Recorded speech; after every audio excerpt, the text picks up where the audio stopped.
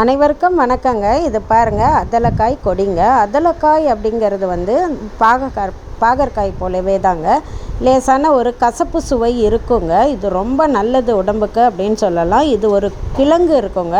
அந்த கிழங்கை வந்து நம்ம மண்ணில் ஊனி வச்சா இது மாதிரி கொடி வந்து அதுலேருந்து அதலக்காய் வந்து காய்க்க ஆரம்பிக்குங்க. இதெல்லாம் வந்து தென் மாவட்டங்களில் தாங்க நிறைய வந்து நல்லா காய்க்குங்க. கடைகளில் பெருசாக கிடைக்காது, சில கடைகளில் கிடைக்கும். இந்த அதலக்காய் வந்து மருத்துவ குணங்கள் ரொம்ப இருக்குங்க. இது சுகருக்கெல்லாம் ரொம்ப நல்லது அப்படின்னு சொல்லலாம். அது இல்லாமல் வயிற்றில் இருக்க பூச்செல்லாம் கூட வெளியேற்றிடுங்க.